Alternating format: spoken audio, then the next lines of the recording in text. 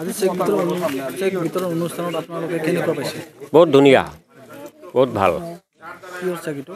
এইটো আমাৰ মছজিদ ঘৰৰ চেক দিছে। 2 লাখ টকাৰ এখন চেক পাইছোঁ। আমাৰ এইখন গাঁৱৰ মছজিদ ঘৰ আমাক চেক এখন দান কৰিছে চৰকাৰে ফালৰ পৰা। আমি সেইকাৰণে আমাৰ এইখন চৰকাৰক বহুত ধুনীয়া ভাল পাইছোঁ। এইবাৰ আহিবলগীয়া বিটিচি নিৰ্বাচন আপুনি কাক সমৰ্থন আগবঢ়াব?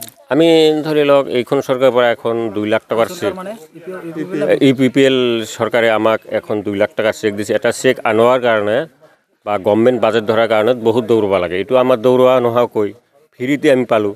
তাহলে এইখন চৰকাৰে আমাক যদি হেল্প কৰিছে ফ্ৰীতে, তেনেহ'লে আমি এইখন চৰকাৰকে আমি সমৰ্থ কৰি দিম। বিটিআৰ গভৰ্ণমেণ্টক আপোনালোকে কেনেকুৱা কি ক'ব বিচাৰে? বিটিআৰ গভৰ্ণমেণ্টটো এইটো আমাৰ এইটো যিটো বিটিআৰৰ যিখন গভৰ্ণমেণ্ট আছে আমাৰ চিফ ছাৰ প্ৰমোদ বড়ো ডাঙৰীয়া, এইটো বহুত ভাল। আমাৰ 26টা জনগোষ্ঠীৰ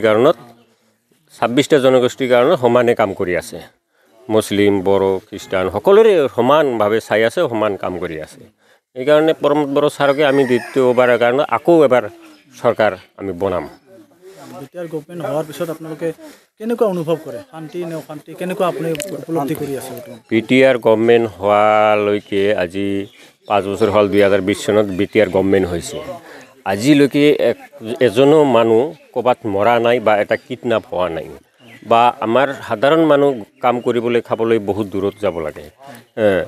এই ভয় আছিল আগত, দূৰত যাওঁতে ভয় আছিল। এই ভয়টোও নাই। সেই হিচাপত আমাৰ বিটিআৰ চৰকাৰৰ যিখন প্ৰমোদ বড়ো চৰকাৰ যিখন চৰকাৰ চলাই আছে, প্ৰমোদ বড়ো চৰকাৰ বহুত ধুনীয়া, শান্তিভাৱে চলাই আছে। আমি শান্তি বিচাৰোঁ, আমাৰ ৰাইজে শান্তি বিচাৰে। আমাৰ শান্তি লাগে। আপোনালোকে কেনেকুৱা পাইছে? ভাল। কি ক'ব? আমি আৰু কি ক'ম, আমাৰ ভালে হ'ল। চেক বিতৰণ পাওয়াতে আমাৰ উপকাৰ হ'ল। আমাৰ মছজিদেৰ কাৰণে চেক বিতৰণ কৰিছে, এইটো আমাৰ চৰকাৰে ভালে কাম কৰিছে। কি চেকটো কি আছিল? 2 লাখ টাকাৰ চেক দিছে আল্লাহৰ ইচ্ছাত। আহিবলগীয়া বিটিচি নিৰ্বাচনত আপোনালোকে কাক সমৰ্থন আগবঢ়াব? আমি UPPL সমৰ্থন জনালোঁ। হয়, বেলেগটো কোনো অসুবিধাটো নাই, কোনো অসুবিধা নাই আমাৰ।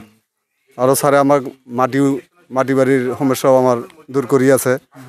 ইমান দিনতো আমি থাকিলোঁ, কিন্তু ইমান দিনতো আমি মাটি বাৰী পোৱা নাই। আজি আমি মাটি বাৰী পাইছোঁ। আমি তাৰ কাৰণে আমি আমাৰ চৰকাৰক ধন্যবাদ দিলোঁ।